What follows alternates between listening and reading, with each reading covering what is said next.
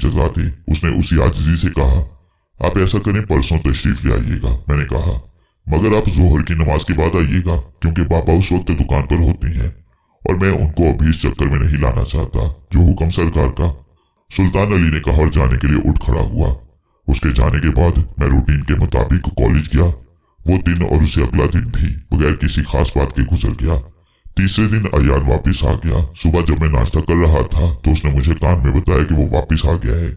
चूंकि मुझे सोहराब जिन से मिलने का बहुत इंतजार था, इसलिए मैं जल्दी से कॉलेज जाने के बहाने बाहर निकला और उसी बाग में जाकर बैठ गया जहां मेरी मुलाकात सुल्तान अली से हुई थी। अयान, मुझे जल्दी से बताओ कि क्या सोहराब जिन ने मिलने के लिए आमादगी जाहिर की या नहीं। मैंने फौरन ही पूछा। आका, सोहराब जिन को किसी ने 15 साल पहले कत्ल कर दिया। अयान ने अफसरदा लहजे में कहा। क्या? मैं हक्का बक्का रह गया। जी आका, अयान ने कहा। मेरी मालूमात के मुताबिक जब वो आपको छोड़कर वापस गया तो उससे 1-2 दिन के बाद ही किसी बहुत ही ताकतवर जिन या इंसान ने उसको मार दिया।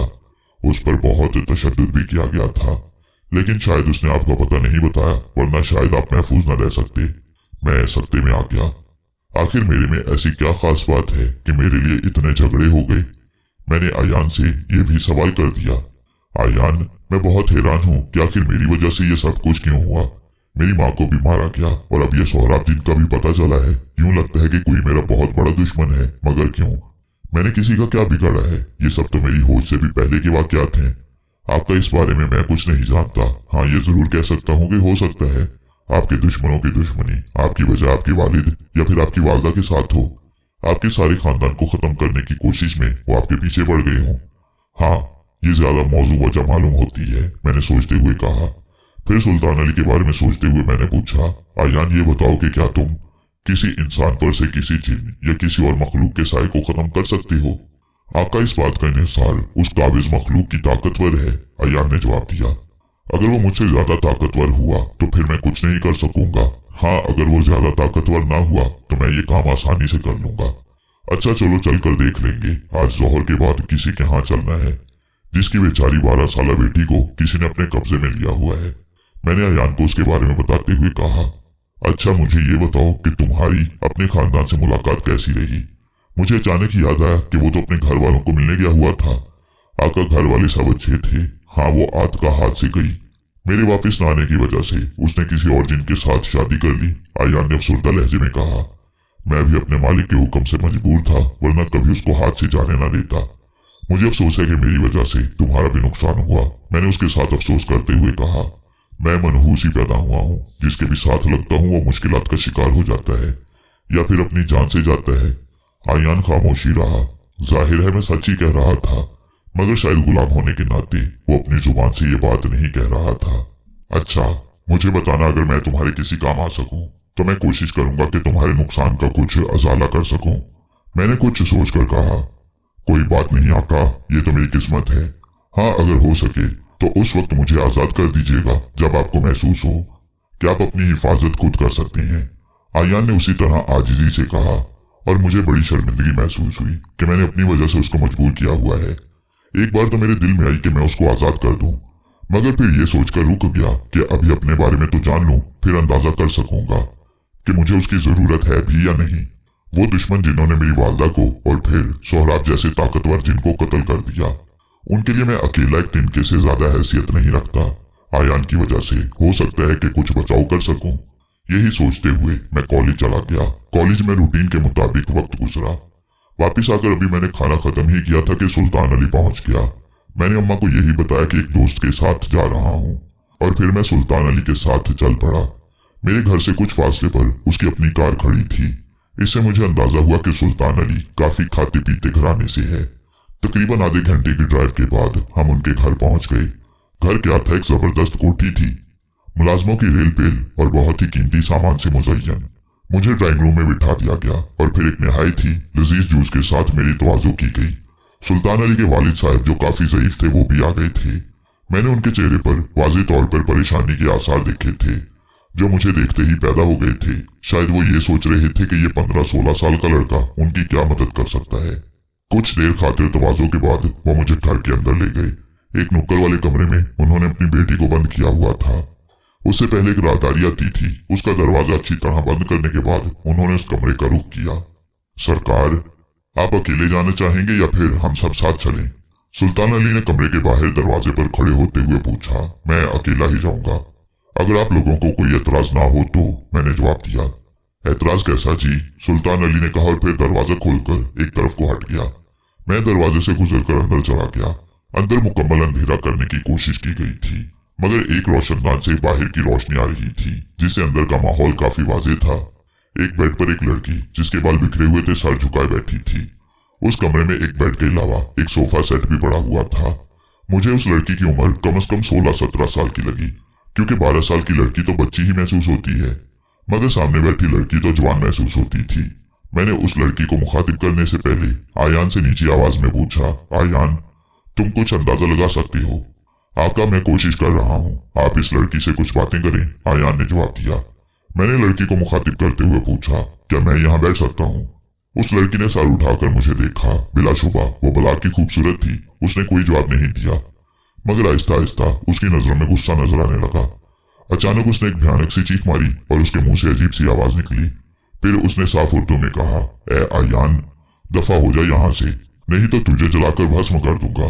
ये आवाज गैर इंसानी सी थी। तू कौन है और क्यों इस बेचारी लड़की को तंग कर रहा है? आयान ने पूछा। मैं सोबान हूँ और मुझे इस लड़की से इश्क हो गया है, उसी गैर इंसानी आवाज ने कहा। तू जान ले कि अगर तू मेरे रास्ते में आया तो तुझे जलाकर भस्म कर दूंगा।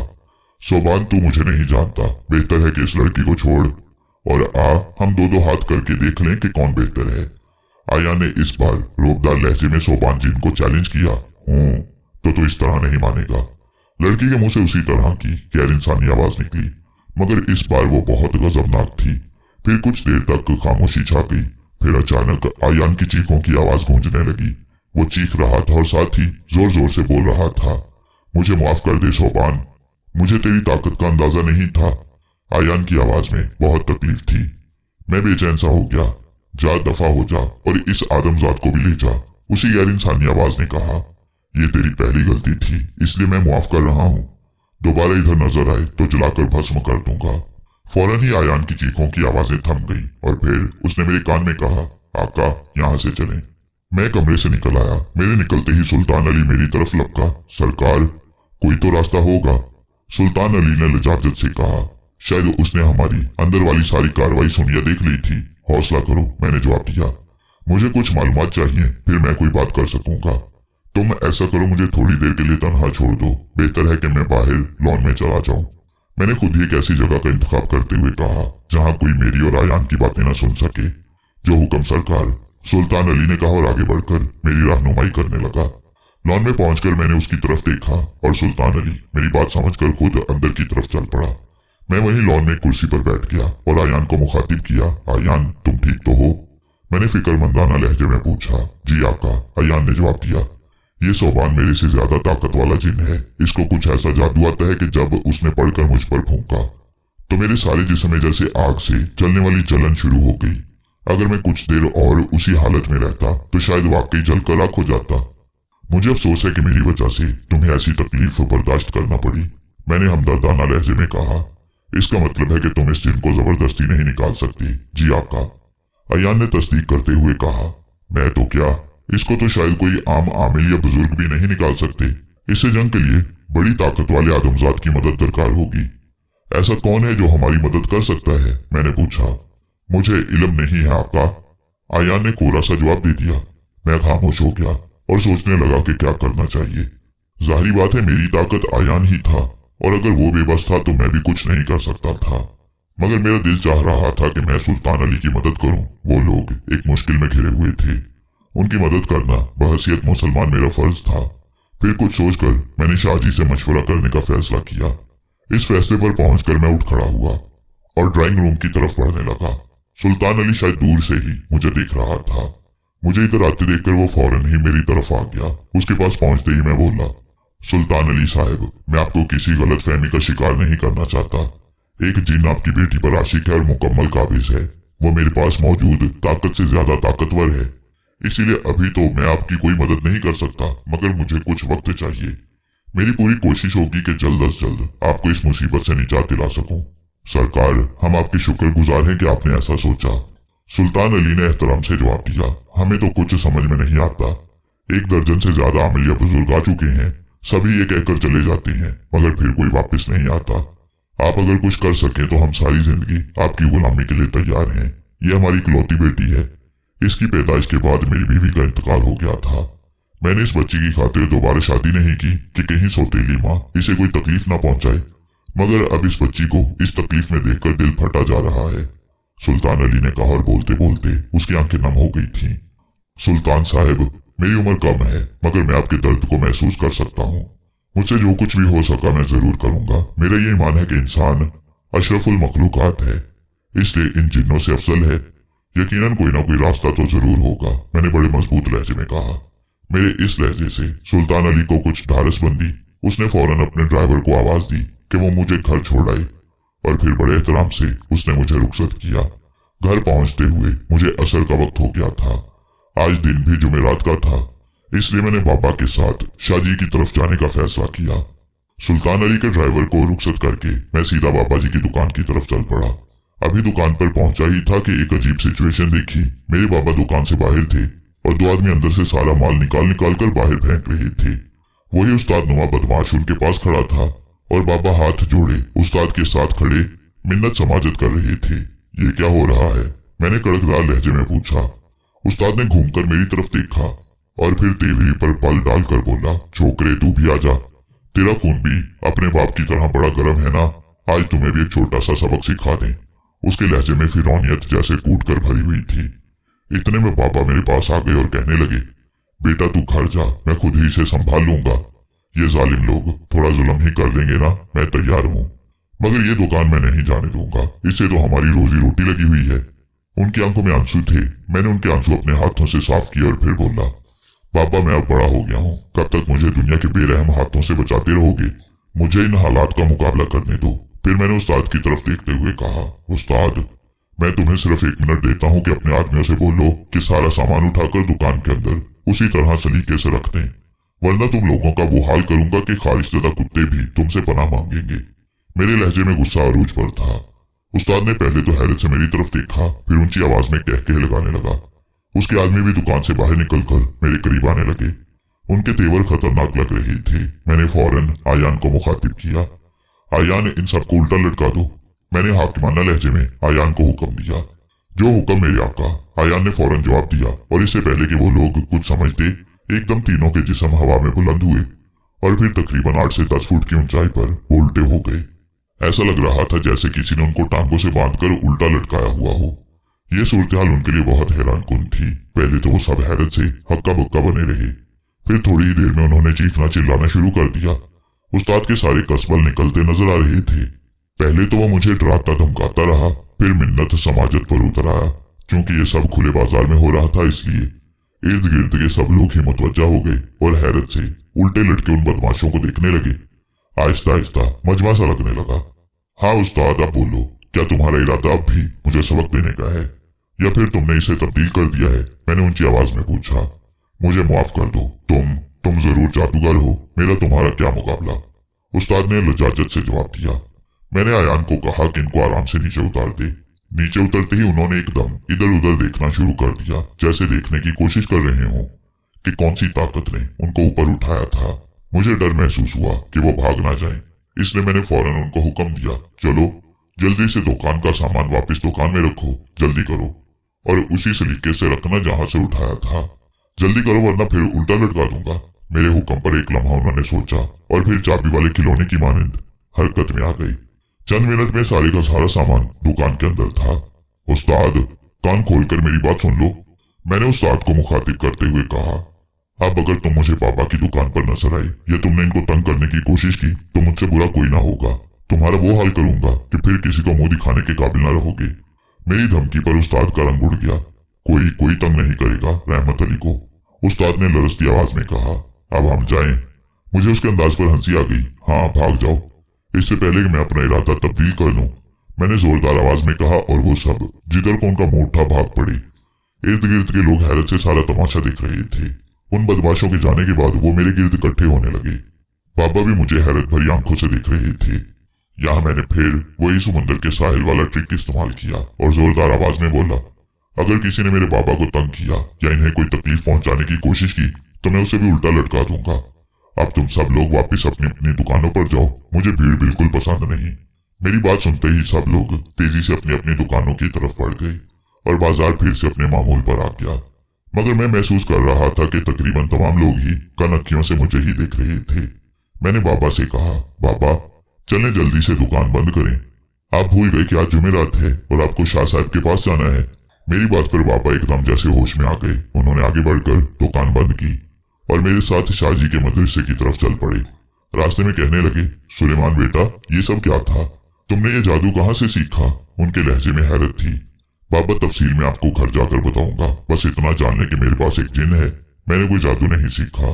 जादू करने वाला वैसे ही दायरा इस्लाम से खारिज होता है, मगर अल्हम्दुलिल्लाह मैं मुसलमान हूँ, मैंने मुख्तसर उनको बताते हुए कहा। मगर ये जिन कहाँ से आया? बाबा शायद अपनी हैरत को दबा नहीं पा रहे थे। बाबा ये कहते हैं कि ये पैदाइश के वक्त से मेरे साथ है। एक लंबी कहानी है जो इस वक्त रास्ते में सुनाना मुनासिब महसूस नहीं होता। मैंने कुछ मजीद बताते हुए कहा। मैं समझ सकता था कि बाबा की हैरत वजह है और उनका इस पर कंट्रोल करना मुश्किल हो रहा था, इसलिए इतना बता दिया कि उनकी कुछ न कुछ तसल्ली हो सके। कुछ देर चलने के बाद हम मदरसा पहुंच गए। शाहजी असर की नमाज पढ़ रहे थे। हमने भी जल्दी से वजू किया और उनके साथ शामिल हो गए। नमाज से फारिग होकर हस्बे मामूल नशिस्त हुई। शाहजी ने हस्बे मामूल हमारा इस्तकबाल बहुत गर्मजोशी से किया और मुझे अपने पास ही बिठा लिया। आज मामूल से कुछ कम लोग मौजूद थे। शाहजी ने सबसे हाल अहवाल पूछा, फिर मेरी तरफ देखकर बोले, हाँ भाई सुलेमान मियाँ, तुम्हारे क्या हाल चाल है? तालीम तो ठीक चल रही है ना? शाहजी का लहजा हमेशा की तरह मोहब्बत से भरपूर था। जी शाहजी, अल्लाह का शुक्र है, सब ठीक ठाक है, बस आपकी दुआओं की हमेशा जरूरत रहती है, मैंने मुअद्दबाना अंदाज में जवाब दिया। बेटा हमारी दुआएं तो हमेशा तुम्हारे साथ हैं, उन्होंने उसी तरह मोहब्बत भरे लहजे में कहा। और सुनाओ आज कैसे आना हुआ?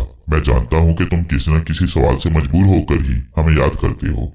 इस दफा उन्होंने मुस्कुराते हुए कहा, जी शाहजी, प्यासा ही कुएं के पास आता है, मैंने उसी तरह मुअद्दबाना लहजे में जवाब दिया। कुछ सवालों के जवाब नहीं मिल रहे थे, सोचा आपसे दरख्वास्त करूं। पहली बात तो ये है कि मेरा इल्म बहुत ही नाकिस और कम है, इसलिए मेरी कुएं के साथ तशबीह मुनासिब नहीं। उन्होंने आजिज़ी से कहा, हाँ कोशिश करूंगा कि तुम्हारे सवालों का जवाब दे सकूं। शाहजी, क्या जिन इंसानों से अफजल मखलूक है? मैंने पूछा। हरगिज नहीं, शाहजी ने फौरन जवाब दिया। अल्लाह ताला के कलाम से ज्यादा मोतबर कलाम और कौन सा है? अल्लाह ताला कुरान शरीफ में फरमाते हैं कि इंसान अशरफुल मखलूकात है। अशरफ का मतलब होता है अफजल और आला, लिहाजा वाज़ेह तौर पर अल्लाह ताला ने फैसला फरमा दिया है कि इंसान ही अशरफ और अफजल मखलूक है। एक और जगह पर अल्लाह ताला फरमाते हैं कि हमने इंसान को अपना नायब बनाकर भेजा है। इन सब हवालों से यह साबित होता है कि इंसान सब मखलूकात हत्ता के फरिश्तों से भी अफजल है। फिर ऐसा क्यों होता है कि कोई ताकतवर जिन किसी इंसान पर काबिज हो जाता है और बिला वजह उसको और उसके खानदान वालों को तंग करता है? मैंने अगला सवाल किया। हाँ ऐसा अक्सर हो जाता है, शाहजी ने जवाब दिया, मगर इसकी वजह यह नहीं कि वो जिन इंसान से अफजल हो गया, बल्कि इसे यूं कहना चाहिए कि उस इंसान ने अपना इरफान हासिल नहीं किया। याद रखो, इंसान इस गोश्त पोस्त के लिबास का नाम नहीं है। असल इंसान वो रूह है जो अल्लाह के हुक्म से इस जिस्म में एक मुकर्रर वक्त तक मुकैद रहती है। जिन लोगों को किसी न किसी हद तक अपनी रूह का इरफान हासिल हो जाता है, वो लोग इन जिन्नों के बस में नहीं आते। हाँ, वो लोग जो दीन से दूरी की वजह से अपने आप से दूर चले जाते हैं, वो अक्सर ऐसे ताकतवर जिन्नों के हाथों यरगमाल बन जाते हैं। शाहजी ने तफसील बताते हुए कहा। ऐसे जिन्नों को निकालने का क्या तरीका है? मैंने असल बात की तरफ आते हुए पूछा। बेटा, जैसे हर काम को करने का एक तरीका होता है, उसी तरह ऐसे कामों को करने के लिए भी मुख्तलिफ अमलियात हैं। जिन लोगों को अल्लाह ने ये जिम्मेदारियां दी हुई हैं, वो उनसे बखूबी वाकिफ हैं और मौका महल के मुताबिक दुरुस्त तरीका कार का इंतखाब करते हैं। शाहजी ने मोहताज सा जवाब दिया। शाहजी, क्या आप ऐसे किसी आमिल का पता जानते हैं जो ऐसे काम करने का तजुर्बा रखता हो? मैंने इश्तियाक से पूछा। इस बार शाहजी ने चौंक कर मुझे देखा। शायद वो मेरा मकसद समझ गए थे। मैंने शायद पहले भी शेख तबरेजी साहब का जिक्र किया था। शाहजी ने मुझे याद दिलाया, वो ऐसे कामों का काफी तजुर्बा रखते हैं। अगर तुम कहो तो मैं उनके नाम एक चिट्ठी तुमको लिख देता हूँ, वो इस सिलसिले में यकीनन तुम्हारी कुछ न कुछ रहनुमाई फरमा सकेंगे। शाहजी, मैं आपका शुक्रगुजार होऊंगा, मैंने ममनून होते हुए कहा। मेहरबानी फरमाकर मुझे उनकी रिहाइश या फिर मदरसे का पता भी समझा दें। शाहजी ने एक रुक्का लिख दिया और इसके साथ ही एक और पर्चे पर शेख तबरेजी साहब का एड्रेस भी लिख दिया। ये दोनों कागज लेकर मैंने उनका शुक्रिया अदा किया। इतने में मगरिब की आजान सुनाई देने लगी। मैंने और बाबा ने मगरिब की नमाज उनके साथ पढ़ी और फिर घर की तरफ वापस चल पड़े। घर पहुंचकर बाबा ने फिर से तकाजा किया कि मैं उनको सब कुछ साफ साफ बता दूं कि ये चक्कर क्या है। उनके असरार पर मैंने सारी कहानी सुना दी। अम्मा भी वहीं पर थी। ये जानकर उनको काफी सदमा हुआ कि मैं जान गया हूं कि मैं उनकी औलाद नहीं हूं। बेटा, हम दोनों मियाँ बीवी ने तुमको हमेशा अपने सगे बेटे की तरह चाहा है। कभी ये नहीं सोचा कि तुमने किसी और की कोख से जन्म लिया है। बाबा ने नमनाक आंखों से कहा। वालदा भी रोने लगी। अम्मा और पापा, आप दोनों सुन ले कि बेशक मुझे पता चल गया है कि मुझे आप लोगों ने जन्म नहीं दिया, फिर भी मेरे दिल में आप लोगों की मोहब्बत और एहतराम में एक रत्ती भर भी कमी नहीं आई, बल्कि यूं कहना चाहिए कि और ज्यादा बढ़ गया है। आप लोगों ने जिस तरह मुझे यतीम को पाला पोसा है, मैं सारी जिंदगी भी चाहूं तो इसका बदला नहीं दे सकता। मेरी आपसे दरख्वास्त है कि मुझे ऐसे ही प्यार देते रहें, और मैं ये यकीन दिलाता हूं कि कभी आपको किसी किस्म की शिकायत का मौका नहीं दूंगा। आप ही मेरे असल वालिदैन हैं। मुझे और कोई वालिदैन नहीं चाहिए। मैंने कुल अल्फाज में अपने दिल की बात कर दी और बोलते हुए मेरी आंखें भी भर आ गईं। हम तीनों काफी देर तक एक दूसरे से लगे रोते रहे। जब दिल का भार कुछ कम हुआ तो बाबा ने मुझसे पूछा, अब तुम्हारा क्या प्रोग्राम है? तुमने शेख तबरेजी साहब का एड्रेस भी लिया है? बाबा, मुझे लगता है कि मैं इन्हीं राहों का राही हूँ, मैंने संजीदा लहजे में जवाब दिया। मेरी जिंदगी का मकसद ही लोगों के काम आना है, इसलिए मैं इन अलूम को सीखने की कोशिश करूंगा और जहां तक हो सका लोगों की मदद करूंगा। बहुत ही नेक इरादा है, अल्लाह तुम्हारी मदद करे। बाबा और अम्मा दोनों ने बेहद वक्त कहा। बस मुझे आपकी दुआओं की जरूरत होगी, मैंने खुलूसे दिल से कहा। यूं ही बातें करते करते काफी रात हो गई और फिर हम सोने के लिए अपने अपने बिस्तर पर चले गए। सोने से पहले मैं अपने हालात पर गौर कर रहा था। ये बात तो तय थी कि मेरे खानदान की कोई पुरानी दुश्मनी थी जो मेरे आड़े आ रही थी। इसीलिए मेरी माँ को और उसके बाद सोहराब जिन को मुझे बचाने की पाताश में कत्ल किया गया। खुदा ही बेहतर जानता है कि मेरे वालिद पर क्या गुजरी। अचानक मैंने सोचा कि कहीं खुदा न खास्ता उनको भी किसी ने कत्ल न कर दिया हो, वरना यकीनन वो मुझे जरूर तलाश करते। मगर ये सब क्या सराहियां थी, मेरे पास इसका कोई सबूत नहीं था। यही सब कुछ सोचते सोचते मुझे नींद आ गई। अगली सुबह नाश्ते से फारिग होकर मैंने शेख साहब का एड्रेस पढ़ा तो वो कराची के नवाही इलाके का था। मुझे जाने और फिर वापस आने में सारा दिन लग जाना था। मैंने सोचा कि आज कॉलेज से ऑफ कर लेता हूँ। ये सोचकर मैंने अम्मा और पापा से इजाजत ली और पैदल ही करीबी बस स्टॉप की तरफ चल पड़ा। बस स्टॉप पर जल्द ही मुझे शहर से बाहर जाने वाली बस मिल गई। 2-3 बसें बदलकर मैं बहरहाल उस इलाके में पहुंच ही गया। यहाँ जब मैं शाहजी के दिए हुए पते पर पहुंचा तो देखा कि वो एक घर था। इसका मतलब था कि शेख साहब घर में रहते थे। मेरा अंदाजा था कि शायद वो भी कोई मदरसा चलाते होंगे। मैंने दरवाजा खटखटाया। काफी देर तक कोई नहीं आया। मैंने दूसरी बार फिर दरवाजा खटखटाया और इस बार अंदर से एक आवाज आई, कौन है भाई?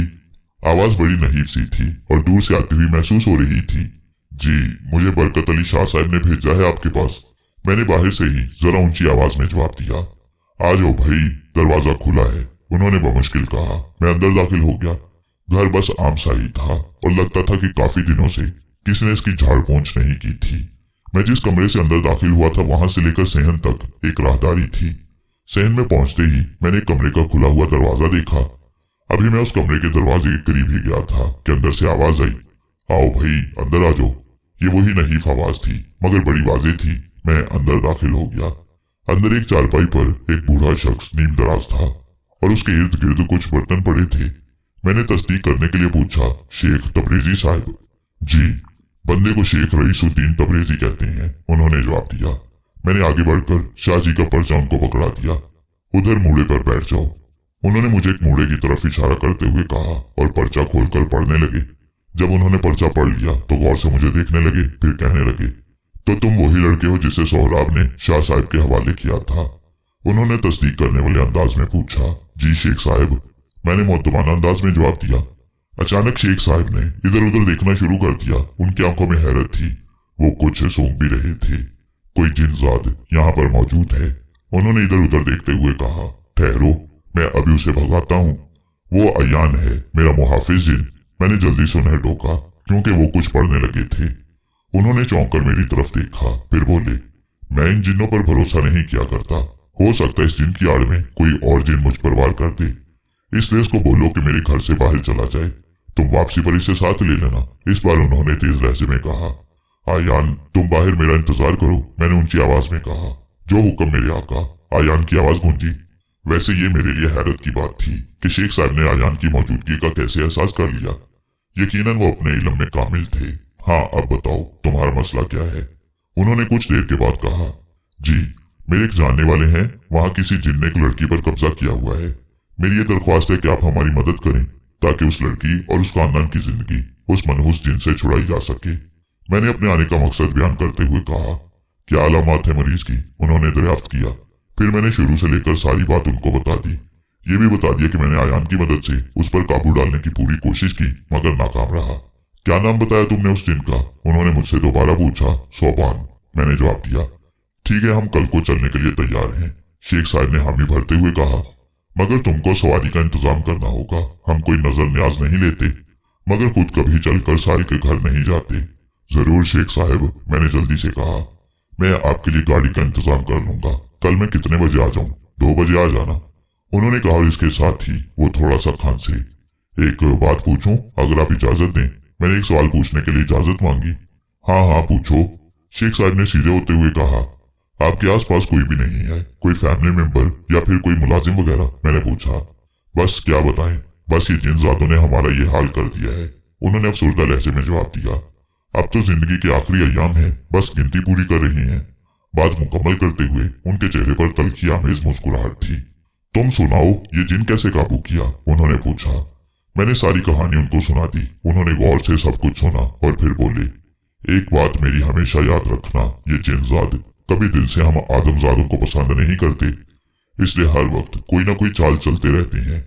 इन पर काबिज रहने के लिए इनके बारे में ज्यादा से ज्यादा जानना बहुत जरूरी है, शेख साहब ने नसीहत करने वाले अंदाज में कहा।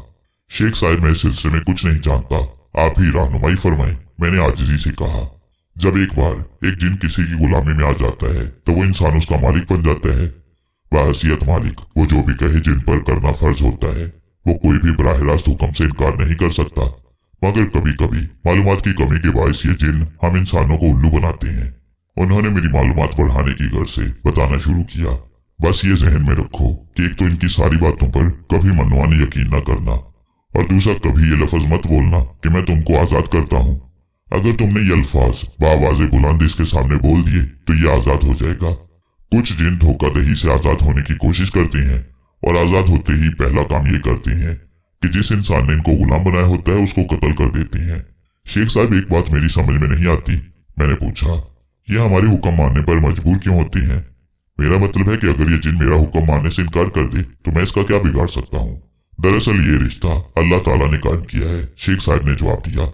अगर एक गुलाम जिन अपने मालिक के बराह रास्त हुक्म को जो किसी ऐसे काम का हो जो वो कर सकता हो उससे इनकार कर दे तो उसी वक्त उसका वजूद जलकर भस्म हो जाए। एक गुलाम जिन की जिंदगी उसके मालिक के इख्तियार में होती है। अगर मालिक जिन को मर जाने की बदुआ दे दे या फिर ऊंची आवाज में उसको मरने का कह दे तो वाकई वो जिन मर जाता है। अलबत्ता आजाद जिन अपनी मर्जी के मुख्तार होते हैं। अब मुझे समझ आया कि वो क्यों मजबूर होकर मेरे हुक्म की तामील करता है, मैंने पुरख्याल लहजे में कहा। अच्छा शेख साहब, मुझे इजाजत दीजिएगा, मैंने घड़ी पर वक्त देखते हुए कहा। मुझे वापस जाते हुए भी 2 घंटे लग जाने हैं। क्यों मजाक करते हो भाई? शेख साहब ने हैरान होते हुए पूछा। जी क्या मतलब? मैंने हैरान होते हुए कहा। मैंने तो कोई मजाक नहीं किया, वाकई मुझे 2 घंटे लग गए हैं आते हुए। मैं कोरंगी से आया हूँ और 2-3 बसें बदलनी पड़ी हैं। भाई तुम भी खूब हो, हवाई जहाज तुम्हारा अपना है और बसों में सफर कर रहे हो, शेख साहब ने मुस्कुराते हुए कहा। जी मैं समझा नहीं, मैं वाकई नहीं समझ सकता था कि वो क्या कहना चाहती हैं। भाई तुम एक अदर जिन के मालिक हो जो गैर मरई मखलूक है, उसको हुक्म दो और देखो चशम ज़दन में ये तुमको तुम्हारी मंजिल मकसूद पर पहुंचा देगा। अगर बोलोगे तो आसमानों की सैर करा देगा। तुमको ऐसा लगेगा जैसे तुम जहाज में बैठे हो, बल्कि जहाज के ऊपर बैठे हो, उन्होंने मुस्कुराते हुए कहा। और मैं हैरान सा उनकी तरफ देख रहा था। क्या वाकई ऐसा हो सकता है? अगर हो सकता है तो ये तो बहुत अच्छी और सहूलत की बात है। अचानक एक बात सोचकर मैंने सवाल किया, कहीं ऐसा तो नहीं कि ये मुझे ऊंचाई से जानबूझकर गिरा दे ताकि मुझसे निजात मिल सके? मैंने सवाल किया। जब तक ये तुम्हारा गुलाम है ये ऐसा नहीं करेगा, और अगर करेगा तो खुद भी जल जाएगा। हाँ, अगर तुमने इसे आजाद कर दिया तो फिर ये अपनी मर्जी का मालिक है, शेख साहब ने जवाब दिया। शेख साहब के पास आने का मुझे बजाते खुद बड़ा फायदा हुआ था। एक नई बात का पता चला था। मैंने उठते हुए इजाजत चाही तो शेख साहब के शायद मरोड़ उठने लगे। उठने के दौरान अचानक उन पर शदीद खांसी का दौरा पड़ा। खांसते खांसते वो तकरीबन उलट गए। मैंने जल्दी से आगे बढ़कर उनको संभाला। उनका जिस्म शदीद गर्म था। मेरे ख्याल में उनको कम से कम 103 बुखार था। कुछ खांसी थमी तो वो सीधे हुए। ये देखकर मेरे होश उड़ गए कि उनके मुंह से खून लगा हुआ था। शायद उन्होंने खून की कैं की थी।